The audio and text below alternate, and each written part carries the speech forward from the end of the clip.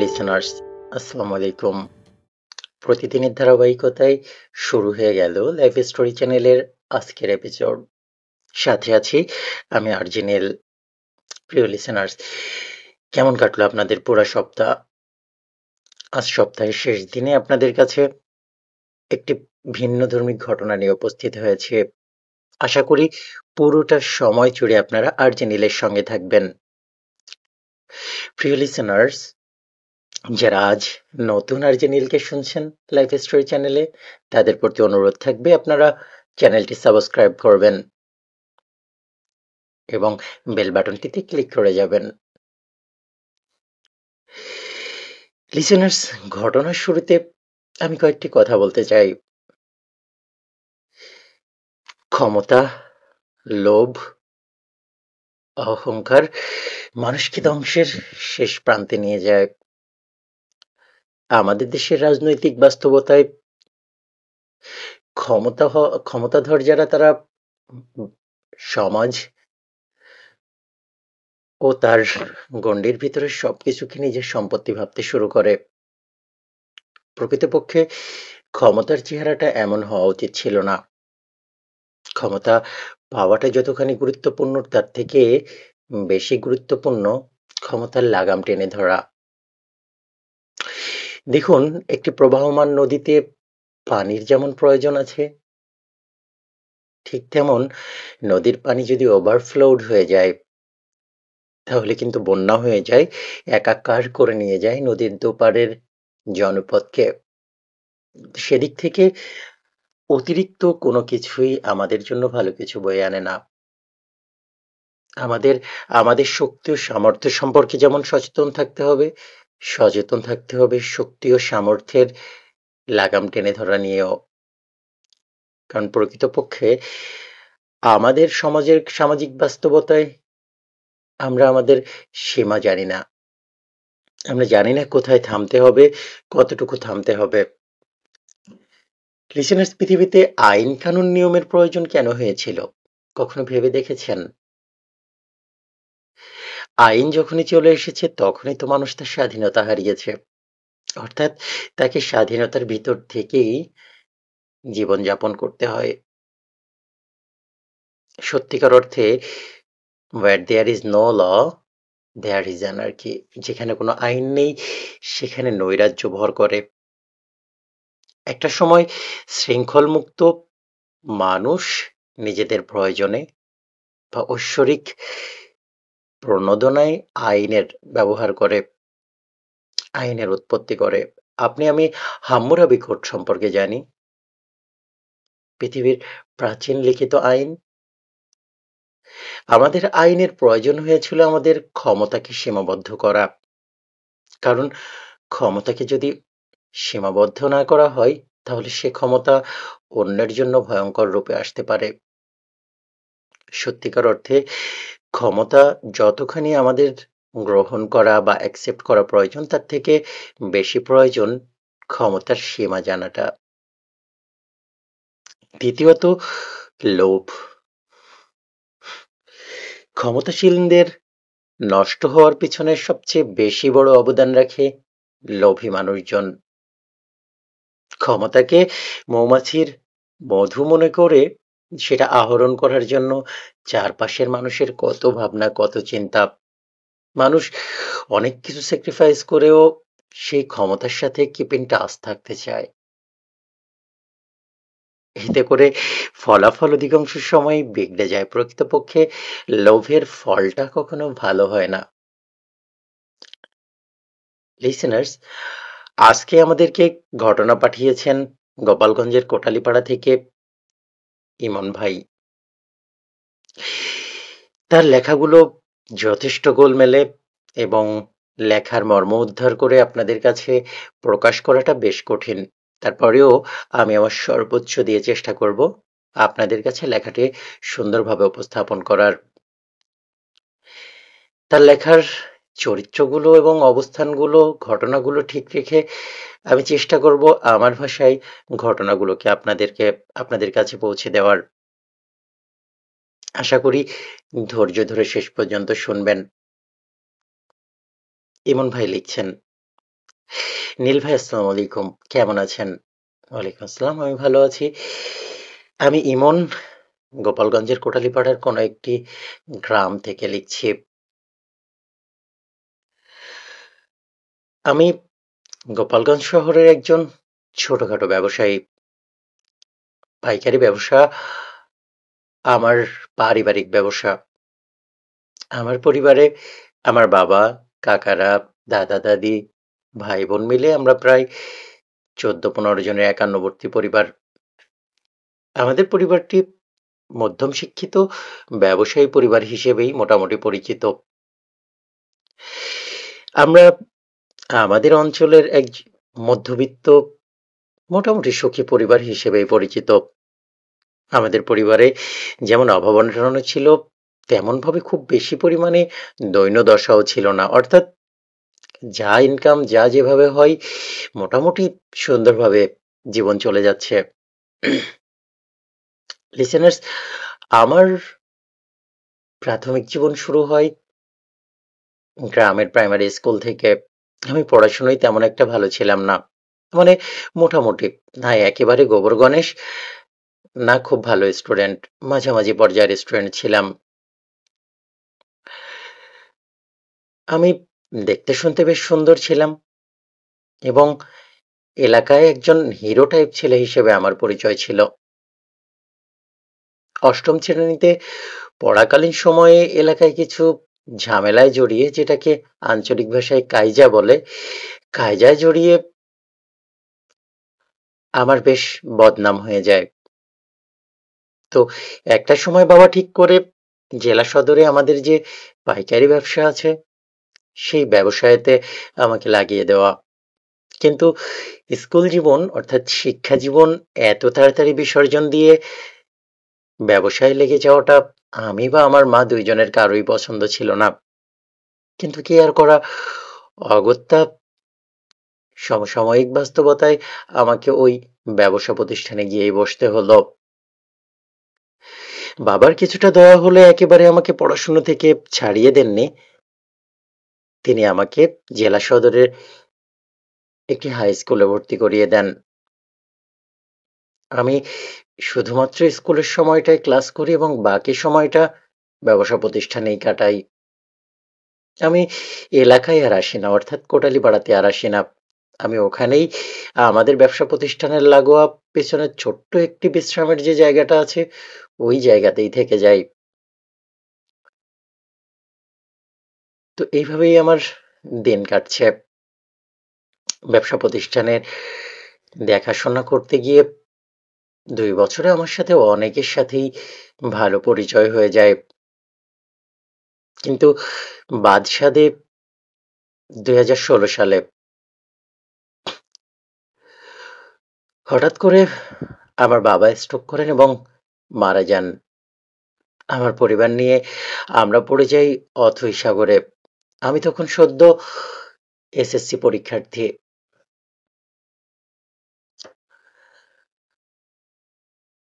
আমার ১৬ সালে এসএসসি পরীক্ষা দেওয়া হয় না।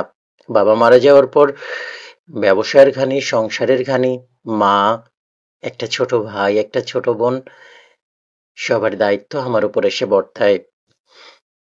আমি পুরোদমে বাবার ব্যবসায়টি দেখার চেষ্টা করি। আমার চাচারা যারা ছিলেন তারাও আমার পাশে সহায় হয়ে দাঁড়ান। অর্থাৎ ব্যবসা করতে গিয়ে আমার যতখানি ঝক্কি ঝামেলা পৌঁছানোর কথা তার অনেকটাই চাচারা আমার পাশে থেকে সামলে নেন। একটি বছর নষ্ট হয়, পরের বছর আবারও ভর্তি হই, ক্লাস করি না, কিন্তু একজন টিচারের কাছে মোটামুটি পড়াশুনো করে এসএসসি পরীক্ষা দেওয়ার জন্য প্রস্তুতি নেই। যথাসময়ে পরীক্ষা হয়, আমি মোটামুটি পাশ করি। পাশ করার পর আমি ইন্টারমিডিয়েটে ভর্তি হই। এদিকে ব্যবসা বাণিজ্য চলছে। বাসায় ছোট বোনটা অনেক ছোট। যে ছোট ভাইটা আছে সেও স্কুলে পড়াশোনা করে এবং বেশ ভালো ছাত্র হিসেবে পরিচিত। সমস্যা মাকে নিয়ে। মায়ের শরীরটা একটু একটু করে খারাপের দিকে চলে যাচ্ছে।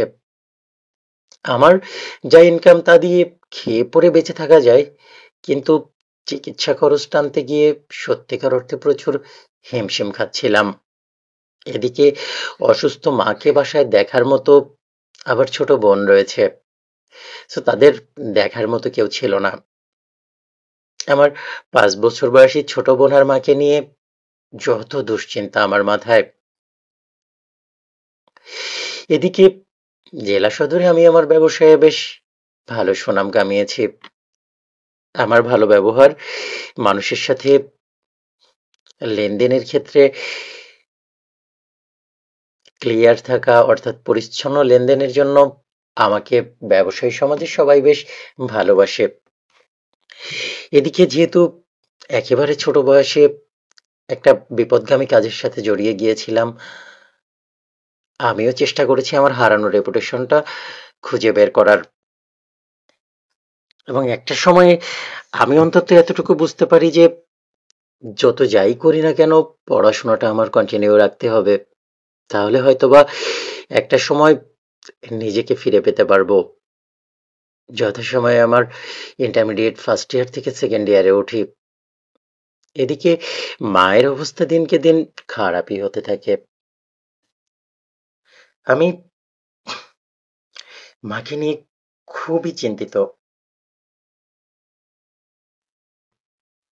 আমার মা কি আর সুস্থ হয়ে উঠবে না? মাঝে মধ্যে গোপালগঞ্জ সদর হসপিটালে মাকে আনি, কয়েকদিন ভর্তি থাকে। আমি চেষ্টা করি সর্বোচ্চ সেবা করার। আবার বাসায় পাঠিয়ে দেওয়ার পর আমার মনটা আনচান করে। লিসেনার্স, আপনারা যারা গ্রামের পরিবারগুলো সম্পর্কে জানেন, সেখানে মাথার উপর যদি বাবার ছাতা না থাকে, খুব অল্প দিনেই পরিবারের প্রতি শকুনের নজর পড়ে। যে নজরটা আমার নিকটাত্মীয় অর্থাৎ আমাদের চাচিদের পড়েছিল আমার মায়ের উপর। আমার অসুস্থ মাকে তারা অকথ্যভাবে গালিগালাজ করতেন এবং সম্পত্তির ভাগ বন্টনের ক্ষেত্রে খুব বড় ধরনের সমস্যা তৈরি হতে থাকে। যদিও আমার চাচারা এ বিষয়ে তেমন মাথা গোলান না, তারা আমাকে ভরসা দিয়েই যান। কিন্তু বাসার চাচিরা, চাস্তো ভাইয়েরা যারা আছে, তাদের চলাচলতি, তাদের কথাবার্তা এত বেশি অসহনীয় হয়ে ওঠে, আমার মায়ের জন্য ওখানে টিকে থাকাটা খুব কঠিন হয়ে যায়। কিন্তু আমি বা কি করতে পারি? অসুস্থ মা সারাদিন এক কথায় বিছানায় পড়ে থাকে। তারপরেও সেই খারাপ অবস্থা থেকে উঠে রান্নাবাড়া করা, আমার ভাই বোনদের মুখে খাবার উঠিয়ে দেওয়া, তারই করতে হয়। তাকে হেল্প করার মতো আশেপাশে কেউ নাই। এরই মাঝে আমাদের আমার মেজ ফুফি আমাদের বাড়িতে আসেন। তিনি এসে আমার মার এই অবস্থা দেখে আমার মাকে বলেন, ইমনকে একটা বিয়ে দেওয়া প্রয়োজন। আমার তখন কিন্তু বয়স হয়নি, কিন্তু গ্রামের ব্যাপার তো, এই বিষয়গুলো এতটা গভীরভাবে দেখা হয় না। এদিকে জীবনের ঘানি টানতে টানতে ভালোবাসা, প্রেম, পরিবার, এটা তেমন ভাবে আমার মাথায় বাসা বাঁধেনি।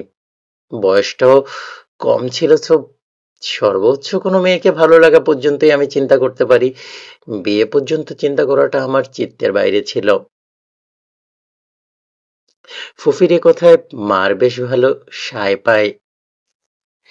মাও চাইছিলেন, আর কত, তিনি চান পরিবারের হাল একজন শক্ত সমর্থ নারী ধরুক, যে আবার এই পরিবারের ভিতরে একটু শান্তির পরশ নিয়ে আসতে পারবে।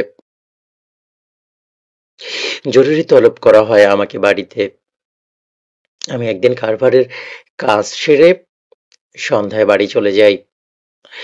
বাড়ি চলে যাওয়ার পর হঠাৎ মা, ফুফি, আমার বড় চাস্তো বোন, এরা সবাই আমাকে নিয়ে বসে। আলোচনা একটাই, ইমন্তকে বিয়ে করতে হবে।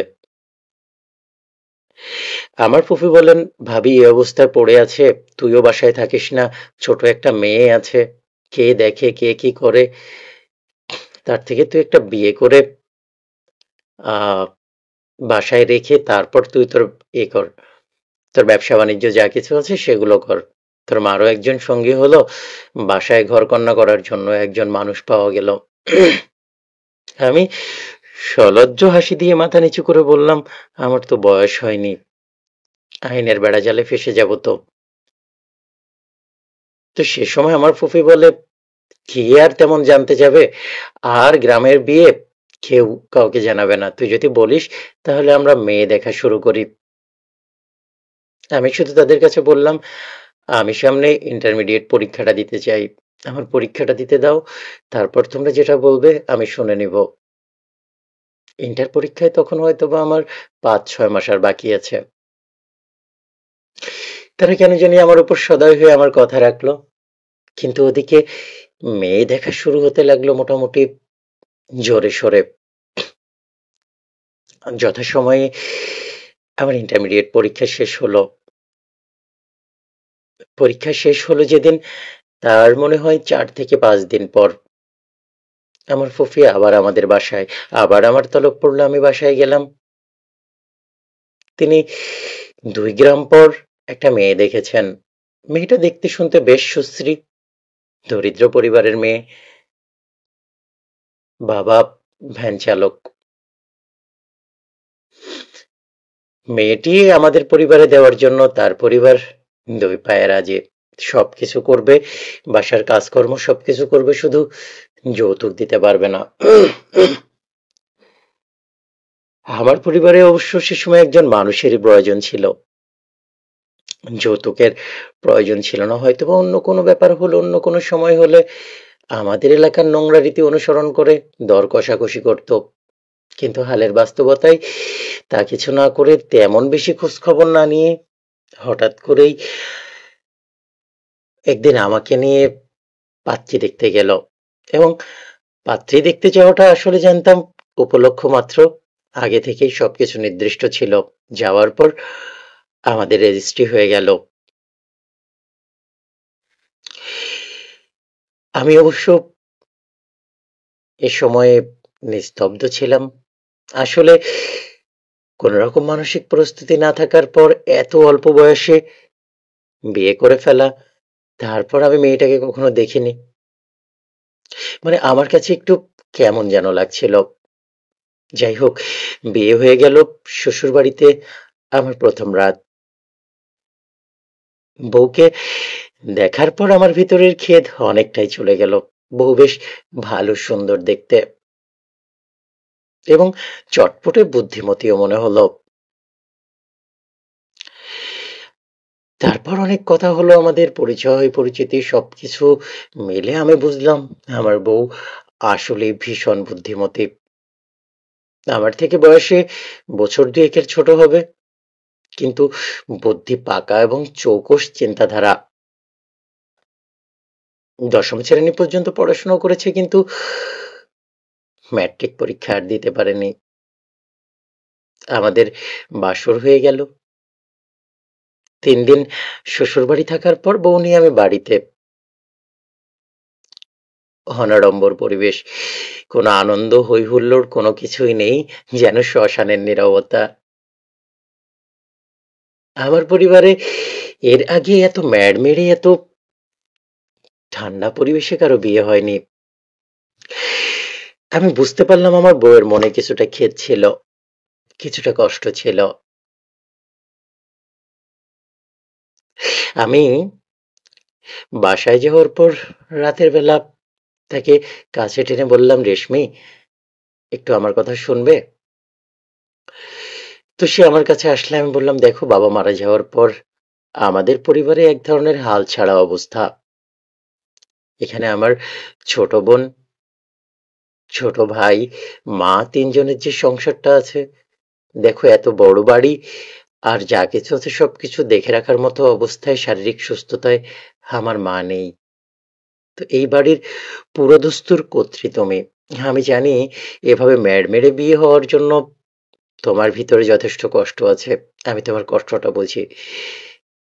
তো চলো আমরা কোথাও থেকে ঘুরে আসি। সে আমার দিকে তাকিয়ে এক ধরনের করুণ হাসি দিল। এরপরও এক কথায় জোর করে আমি তাকে নিয়ে কক্সবাজার চলে যাই।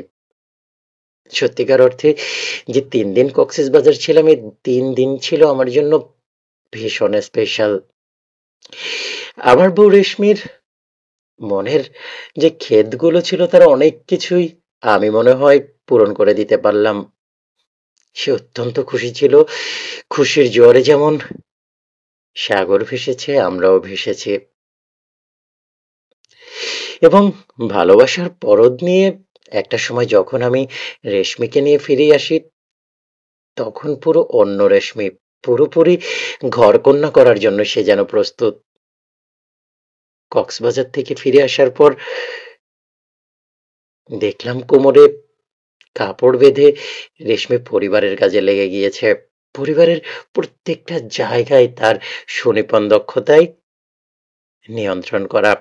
আমার মায়ের ওষুধ, আমার ছোট ভাই বোনদের পড়াশোনা থেকে শুরু করে তাদের খাওয়া দাওয়া, তাদের সুখ সুবিধা, প্রত্যেকটা জিনিস যেন সে নিজের হাতে খুব সুন্দর করে গুছিয়ে নেয়।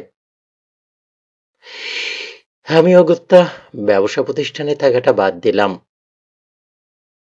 এরপর যখন ধান সুপারি এগুলোর সময় আসলো, এগুলো বিক্রি করে কিছু টাকা ঋণ করে একটা মোটর বাইক কিনলাম। আমি আর প্রতিষ্ঠানে থাকবো না, যেহেতু ঘরে বউ আছে। ঘরের টানটা আমার বেড়েছে। আমি ভোরে ফজরের আজানের পর বের হয়ে যাই কারবারের জন্য, আবার রাত ৮টা ৯টার দিকে বাসায় চলে আসি। কিন্তু ঘরে আমার ফেরা লাগবেই, আমার ঘরে আমার বউ আছে। এভাবে চলতে গিয়ে একটা সময় ছোট ভাইয়ের এসএসসি পরীক্ষা শুরু হলো।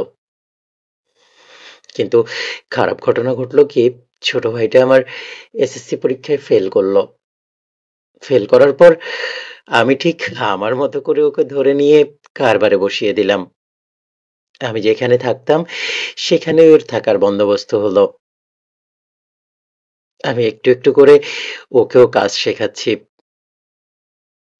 ব্যবসায় যে আমার খারাপ চলছিল তা নয়, বরং ব্যবসা আগের থেকে ভালো চলছিল। এবং আমি একটা বাদ দিয়ে একটা ধরে রেখে আরো একটা দোকান নিয়েছিলাম। তখন আমার জোড়া দোকান, ব্যবসায় বাড়ছে। এতদিন মুদির পাইকারি দোকানই হলেও আমি আবার কাপড়ের একটা দোকান দিয়ে ফেললাম। অর্থাৎ ২ ভাই ২ জায়গায় বসতাম। আমিই সবকিছু মনিটরিং করতাম। ভাই আমার লক্ষ্মী ভাই। আমার কথার বাইরে এক চুলও নড়ে না এবং প্রচন্ড দায়িত্বশীল একটি ছেলে। আমি অবশ্য ওই সুযোগটা নিলাম। ওর উপর ব্যবসা প্রতিষ্ঠানের ভার দিয়ে আমি মাঝে মধ্যেই দিনের বেলায়ও বাড়িতে এক আধটু ঢুঁ মারতাম। বউয়ের প্রতি টান বলে কথা। আমারও অল্প বয়স, স্বাভাবিকভাবে আমারও মন টানতো বাড়িতে। কিন্তু ওই ছোট্ট বয়সে আমার ভিতর যে জিনিসটা সবচেয়ে বেশি পরিমাণে প্রকট আকার ধারণ করেছিল, হয়তোবা পরিবেশ পরিস্থিতির উপর ভিত্তি করেই আমার ভিতর সংযম ছিল। যদিও গৃহের প্রতি টান বেড়েছিল, কিন্তু আমি আমার দায়িত্ব, আমার ব্যবসা প্রতিষ্ঠান যেখান দিয়ে আমার রুটি রুজির ব্যবস্থা হয় সেটা নিয়ে কখনো অবহেলা করিনি। আমি যথাসময়ে ফিরে যেতাম। এভাবে করতে করতে আমার ছোট ভাই, ওকে আবার এসএসসি পরীক্ষা দেওয়ার জন্য রেজিস্ট্রেশন করিয়ে দিলাম। অর্থাৎ যে ২ সাবজেক্টে ফেল করেছে ওই ২ সাবজেক্টে আবার পরীক্ষা দেওয়ার জন্য রেজিস্ট্রেশন করিয়ে দিলাম। ওর উপর চাপ কিছুটা কমিয়ে প্রতিষ্ঠানের পিছনে ওকে পড়ার ব্যবস্থা করে দিতাম। ও পড়াশোনা করত। একটু একটু করে আমাদের সংসার এবং আমাদের পরিবারটা মোটামুটি সুন্দরভাবেই চলছে। ছোট বোনটাও আস্তে আস্তে বেড়ে উঠছে। ছোট বোনটা এবং আমার বউ রেশমির ছিল গলায় গলায় ভাব। এক মুহূর্তের জন্য ছোট বোনটা যেন তার ভাবিকে চোখের আড়াল করতে চায় না। স্কুলে যাওয়ার সময় গলা জড়িয়ে চুমু খেয়ে স্কুলে যেত, ফিরে এসে আবার তার কাছেই। সত্যিকার অর্থে আমার জীবনে যেন সুখের বন্যা বইছে। লিসেনার, সত্যি বলতে আমার মাও ধীরে ধীরে বেশ খানিকটা সুস্থ হয়ে উঠেছেন।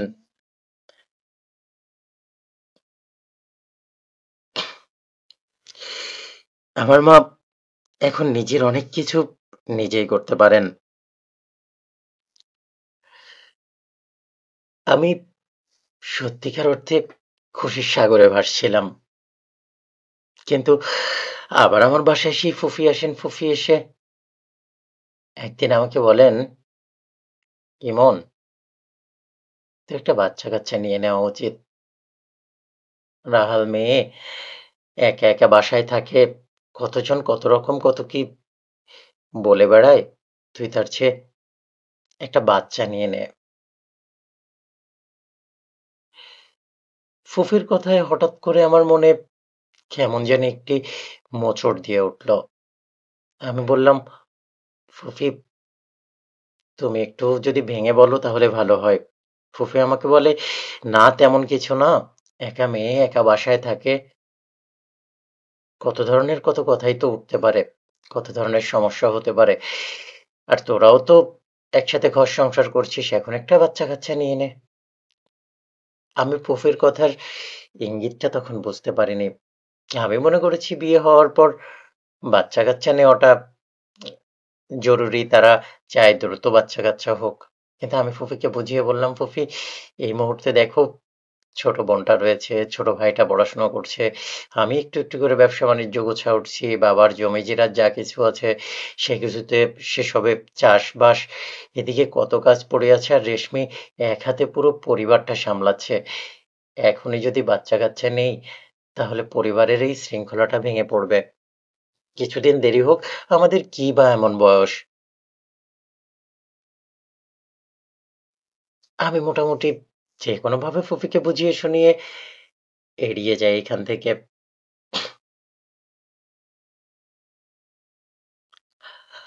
ফুফি কিছু না বলেই বেজার মুখে বাসায় চলে যায়, তার বাড়ি চলে যায়। এদিকে আমার ব্যবসা-বাণিজ্য বেশ গুছিয়েই উঠছে। কাপড়ের ব্যবসায় বেশ ভালো লাভবান হচ্ছি। আমি একটা ছোট্ট কাজ করি। আমাদের বাসার সামনে জেলা সদরের বড় রাস্তা এবং রাস্তার যে অংশটুকু আমার ভাগে পড়েছিল, অর্থাৎ আমার বাবার ভাগে পড়েছিল, সেই জায়গাটুকু মার্কেট করার জন্য খুবই আদর্শ জায়গা। আমার মাথায় একটি চিন্তা আসে যে আমি যদি আধা পাকা বিল্ডিং উঠিয়ে দেই তাহলে এখানে অন্তত 10টা দোকান তৈরি হয়ে যাবে। 10টা দোকান থেকে মাসে যদি 2,500 টাকা করেও ভাড়া নেই, তাও প্রায় 25,000 টাকা। তাতে করে সংসারের আয় উন্নতি যেমন বাড়বে, তেমন ফিক্সড প্রতি মাসের কিছু টাকা পাওয়া যাবে। সত্যিকার অর্থে বাড়ির সামনের রাস্তা লাগোয়া জায়গাটা ছিল আসলে আমাদের জন্য খুবই লাকি জায়গা। এই জায়গাটি আমার বাবার ভাগে পড়ার কারণে আমার চাচা, চাচাতো ভাই তাদের অনেক ক্ষেত ছিল। কিন্তু কেউ কোনো কিছু কখনো বলেনি। আমি একটা সময় রেশমিকে বললাম, "রেশমি, আমরা এরকমটা করলে কেমন হয়?" রেশমি এক কথায় রাজি। রেশমি আমাকে বলল যে, "তাহলে আস্তে, আস্তে আমরা কাজ শুরু করি।" যেহেতু আমার মাথার উপর অভিভাবকত্বের ছাতা ছিল না, সো আমি আমার চাচাদেরকে ডেকে, বড় চাচাতো ভাই যারা ছিল তাদেরকে ডেকে একদিন আমার বাসায় দাওয়াত দিলাম। দাওয়াত দেওয়ার পর আমি তাদেরকে বললাম, "আমি আসলে এটা করতে চাই। আমি রাস্তা লাগোয়া আমাদের যে জমি আছে এখানে ১০ থেকে ১২টা দোকান করতে চাই।" হঠাৎ করে আমার সেজ চাচা চেঁচিয়ে উঠলেন। তিনি বললেন, "না, ওই জমি তুই একা ভোগ করতে পারবি না।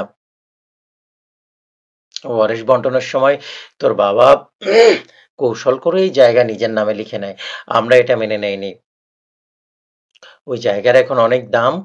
আমরা ওই জায়গার ন্যায্য হিস্সা চাই।" শুরু হয়ে গেল পারিবারিক দ্বন্দ্ব।